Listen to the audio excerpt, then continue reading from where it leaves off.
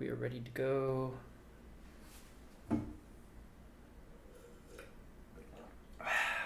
All right, we're live. Welcome everyone. Sorry for the delay. Per usual, I feel like I'm always late to these things, but I feel as though most of the audience doesn't usually join until like I'm 25% into these anyways. But thank you to everyone that is tuning in right now. I'm switching it up if you guys didn't catch the last live stream to where we are doing pharmacy, informatics, and public health type news on these live streams instead of the Ask Me Anythings, because a lot of Ask Me Anythings, the questions were repetitive. So why not do one of these kind of working sessions where I just go through different news articles that pertain to both pharmacy and informatics. I'm learning, you're learning, we can all chime in and answer questions at the same time. So what I'm, kind of feeling this out still to see how best to run these, but I think what we're going to do is typically start with maybe 10 minutes of pharmacy news, primarily from ASHP's daily briefing, and then followed by AMIA's also daily download. So we're going to jump right into it because I feel like I'm already a little late. And we'll start off with maybe today's daily briefing. So I'm going to share my screen and we can start looking at the news for today. All right. So here is, let me see if this helps. This probably helps a little bit more. Here's the daily briefing news. If you aren't aware, daily briefing goes over the most pertinent pharmacy news, curated, and we'll just go through this. So, leading the news for today, fully vaccinated people can go without mask outdoors, except in crowded settings, CDC says. Interesting, somewhat. I don't know what else to comment about that. Let's see what the first paragraph says. Federal health officials said Tuesday that fully vaccinated people can go without masks outdoors when walking, jogging, or biking or dining with friends at outdoor restaurants. A milestone development for tens of millions of pandemic-wary Americans after more than a year of masking up and locking down. And President Biden touted the relaxation of restrictions as another reason for people to get vaccinated, urging them to move forward not just to protect themselves and those around them, but so they can live more normally. To be honest, in all the places that I've been in during the pandemic, I feel as though most of the time I didn't even see people wearing masks outdoors. So I feel as though in some ways this is not going to be as big of a change, but it is nice and reassuring to hear that, vaccinated folks can walk around without masks when doing these activities. So that's good. All right, let's see what's next. Other COVID-19 news. Federal health officials direct pharmacies to offer second coronavirus vaccine doses to people who received first doses elsewhere.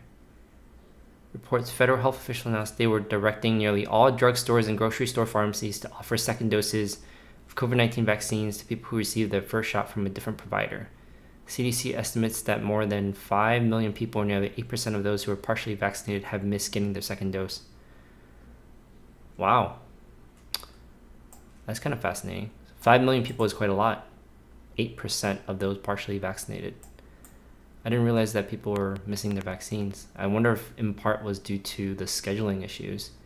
The unfortunate thing about this is, it sounds like they're expanding vaccinations, the accessibility of them, primarily through drugstores and grocery pharmacies. And those of us in pharmacy, if you haven't seen already, it seems as though the quality of life for those who are having to administer vaccines is not that great right now. So it is what it is. CDC director reports declines in coronavirus cases, hospitalizations, and deaths in the U.S. That is good news. Oh yeah, so I saw this actually, I think, yesterday. This is awesome news. I think all we've heard about in the news recently is just continual upticks. Deaths have come down, but cases continue to rise. And this is actually very positive news. And I'm hoping that we see more of this as vaccinations kick in for all adults, which I believe is the case now. As more and more adults get vaccinated, that we'll see this just continue to trend down. But in what I've seen so far, this is actually the first real good positive news that I've seen. After a worrisome uptick in COVID-19 cases in the United States in recent weeks, there are encouraging signs that the situation is beginning to stabilize, according to the Centers for Disease Control and Prevention. On Tuesday, CDC Director Dr. Rochelle Walensky said in a briefing there have been declines across the board, with new cases, hospitalizations, and daily deaths all falling over the past 7 days. Dr. Walensky described the recent decreases in new cases as a really hopeful decline. Yeah, this is super awesome because even I believe it was Dr. Walensky probably just last month was talking quite skeptical of the whole situation, including Dr. Fauci, about COVID-19 being plateau. We are at a plateau, so very awesome and reassuring to see this trend. CDC investigates we have two new cases of blood clots in people who received the J&J vaccine. Reuters reports the CDC announcing it is investigating 2 new cases of blood clots after administration of J&J's single-dose COVID-19 vaccine. Both of the new cases occurred in people younger than 60, one female and the other male. This is interesting. I think the first 6 cases were all female, which brings the total number of confirmed cases to 17 out of 18 million shots given. This is very interesting. I wonder what the data was showing on the AstraZeneca, the incidence of blood clots in those. Still, if you think about it, the benefits versus the risk, 17 out of 8 million shots, it's still quite rare. So, and I would expect we will see sprinklings of new cases as more and more individuals get the Johnson & Johnson vaccine. But again, overall benefits outweighing the risk in the grand scheme of things. CDC seeks to clarify director's comments on pregnant women coronavirus vaccine. Said Tuesday there is growing evidence about the safety of COVID-19 vaccines during pregnancy, and it has reiterated its guidance on vaccinations for pregnant people. After it was asked to clarify a remark the CDC director made Friday about the recommendation. In an emailed statement, a CDC spokesperson said if facing decisions about whether to receive a COVID-19 vaccine while pregnant, people should consider risk of exposure to COVID-19, the increased risk of severe infection while pregnant, the known benefits of the vaccine, and the limited but growing evidence about the safety of COVID-19 vaccine during pregnancy. CDC says the agency's guidance for pregnant people had not changed from its March recommendation, which is that pregnant people are eligible and can receive a COVID-19 vaccine, and clarified that the guidance has always been and remains CDC's recommendation. Very good to know. I feel like, that's been their stance since. So that's good that they continue with that. Nothing new. Researchers say facial paralysis no more likely. This is new to me. I didn't know this is this new side effect? Say facial paralysis no more likely with Pfizer or Moderna than other viral vaccines. Researchers analyzed pharmacovigilance data and concluded that these 2 vaccines did not have a higher reported rate of facial paralysis than other viral vaccines. The findings were published in JAMA Internal Medicine. I was not aware of this side effect, facial paralysis. I wonder what the significance of that is.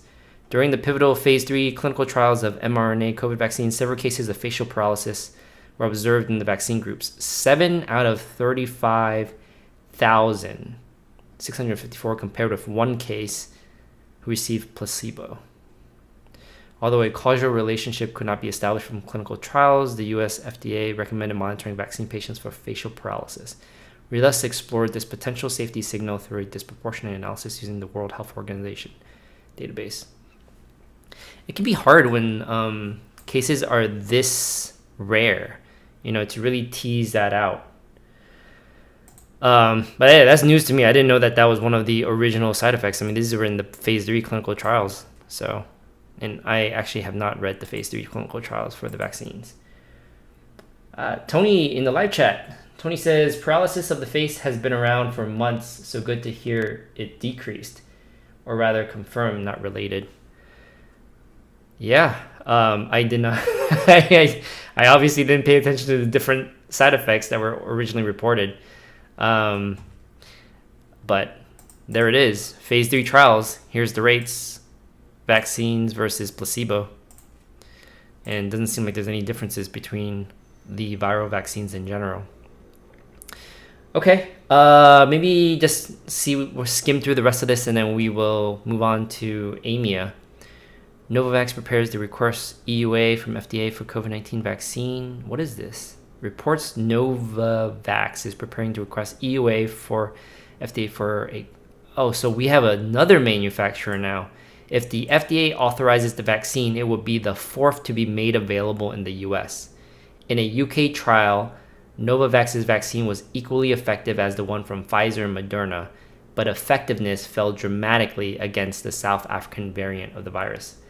You know, some of these kind of things would be very helpful if we looked into, like, I would be curious, out of all of the different vaccines that are currently available, which ones performs the best against the South African variant. It seems as though that has been the most worrisome variant to be aware of, because it seems as though most of the vaccines do well against the other variants. I wonder if it says anything in here. I don't think I see anything. Yeah, maybe if I dug a little harder, I could find like how each vaccine performed against the South African vaccine. But this is good news. These are kind of things I think are important to know about. So we might have potentially a fourth vaccine manufacturer out, Novavax. Okay, legislators from more than 40 states introduced bills opposing for COVID-19 vaccination mandates. This is definitely going to be a contentious topic, whether or not to mandate vaccinations. So let's see here. As the federal government works to make COVID-19 vaccines available to all Americans, lawmakers in more than 40 states have introduced legislation that would forbid mandates requiring people get vaccinated. I think that's not a surprise that more people would be against. Vaccine advocates say while most of the bills have gained little support and few stand a chance at becoming laws. Okay, that's interesting too. The efforts review a new alliance between long-term opponents of vaccines and groups opposed to COVID-19 public health measures. Maybe I misread the original intent of this. It would seem as though there are more support for mandating vaccines than not in this case, just because of this sentence here. Vaccine advocates say while most of the bills have gained little support and few stand a chance of becoming laws. That is good news. I think everyone has their own thoughts on individual liberties versus like massive mandates to public health. There's pros and cons to both. So, all right. Let me see if there's anything more interesting. Quality safety, not interesting. Not interesting. Not interesting. All right, nothing else interesting. Let's move on to the next one. Let's take a look at AMIA. Oops, that's not the wrong one.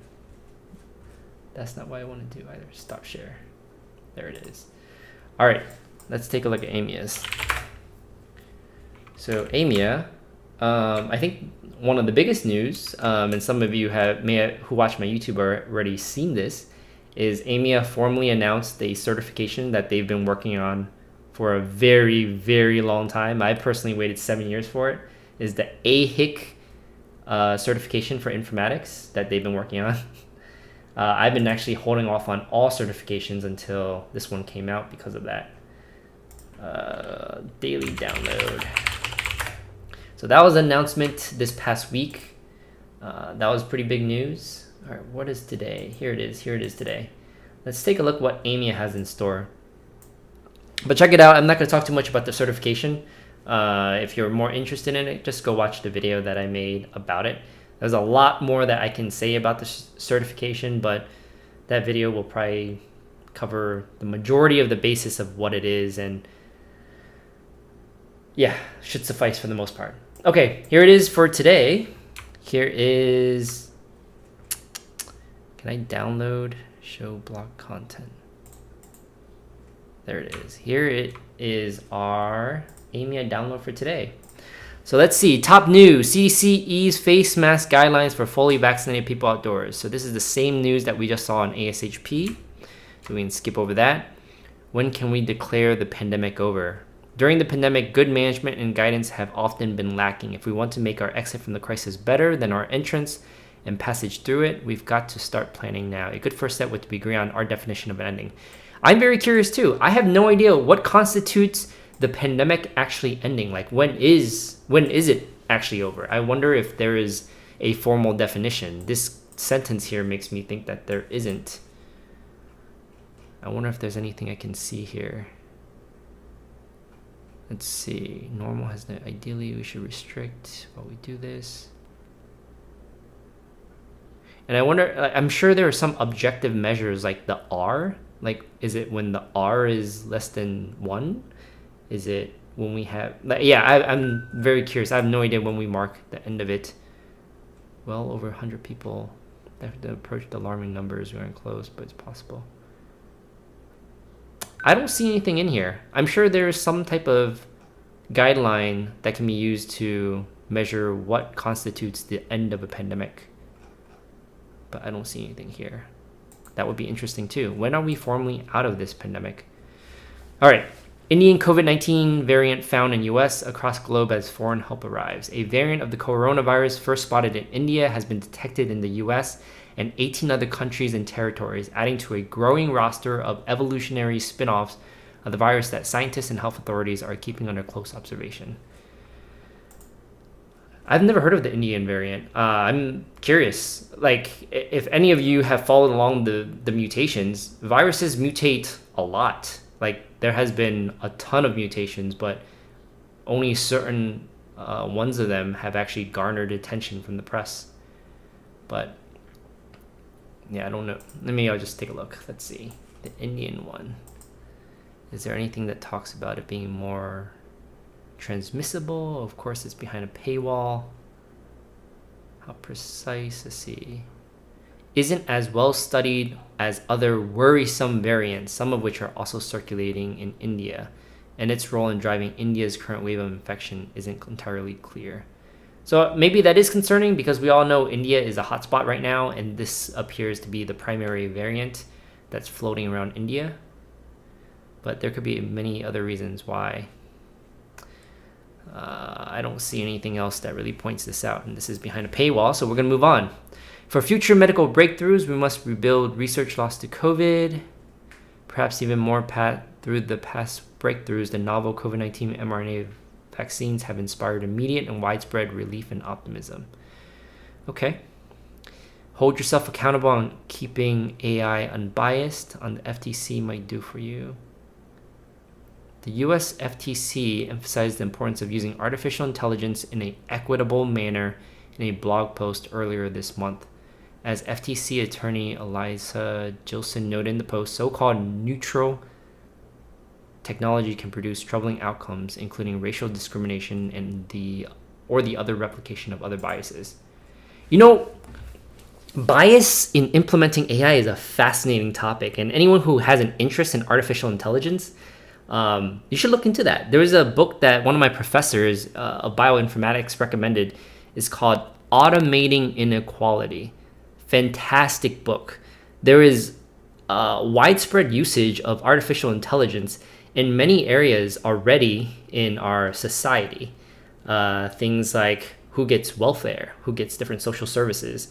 And there's great examples of how artificial intelligence, when you train it on the wrong data, can be extremely biased towards those who are less socioeconomically well off. I don't know what the correct word is, but basically they disadvantage the poor, and the rich is fine. Very fascinating book, Automating Inequality. Highly recommended read. See, live chat. Solo B says, recommend any informatics blogs, sites, news to follow. There's quite a few blogs that I always see. I can't say I recommend any one of them necessarily. I would say Tony Dow has a podcast that he does that I used to listen to quite often, and he does a lot of news. But Fierce IT, I think, is one. I don't remember all the different ones. There's quite a few health IT blogs out there that talk about the latest news. I don't think I prefer any one of them in particular. Let's see. Is there anyone that I can find out? Health IT News is one. I think Fierce IT is another one. I don't know. I don't have a good answer for that. I think any of them is great. I think, especially for those of us who are in informatics or technology, just knowing what's coming, like whether it's new technology or different shifts in how companies are rolling out technology, that's very helpful. Like, I don't really need someone's opinion on something. I just want to know when new technologies are out. And I think that's important for us in the field because technology turns around so quick. The Plaid 120 says Weapons of Math Destruction is also a great book for that. Oh, that's interesting. Weapons of Math Destruction. Let me take a look at that. Weapons of Math Destruction. I've never heard of that one. Let's see. Interesting. Weapons of Math Destruction. How Big Data Increases Inequality and Threatens Democracy. Oh, this looks like a really good book. Thanks for the recommendation. I'll definitely check this out. It's very fascinating to see, these technologies deployed in the real world and how they can discriminate against people.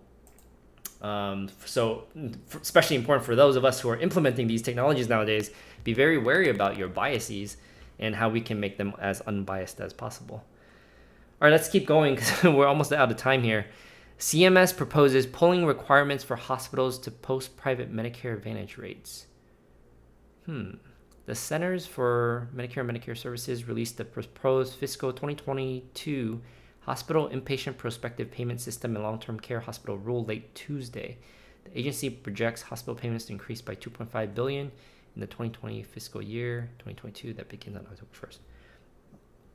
Usually I would read a lot of these, and I think I mentioned this in the last live stream, how we incentivize providers and health entities to provide services is very fascinating because we all in informatics have a job because of things like this, but it influences a lot of the ways we do our job. I would read it, but there's not enough time right now, so we'll move on. Let's see. Bioinformatics and data science. They call it a woman's disease. She wants to redefine it. As a bioengineer, Linda Griffith once grew a human ear on the back of a mouse. Now she is reframing endometriosis as a key to unlocking some of biology's greatest secrets. I don't know if that's interesting. These cellular clocks help explain why elephants are bigger than mice. Not interesting. The most promising coronavirus vaccine you never heard of. Novavax's rise come as pressure to increase the supply of COVID-19 vaccines is growing amid concerns that unequal access globally will extend the pandemic. So that is interesting. So if I were to make a very uneducated comment right now, it would be that it seems as though us in America probably have enough supply, but the rest of the world seem to be going through multiple new waves of the pandemic. And it would seem as though this makes sense. There's a huge pressure in those countries, namely the US, probably China and Russia too, to provide vaccines to other countries that don't have access to it. This is kind of a hot topic of sorts. Okay, tracking the evolution of a variant concern in Brazil. So we have another variant. By last October, about 3 out of every 4 residents of Manaus, Brazil, already had been infected with SARS-CoV-2, the virus that caused COVID-19, and yet despite hopes of achieving herd immunity in the city of 2.2 million in the Amazon region, the virus came roaring back in late 2020 and early 2021 to cause a second wave of illness.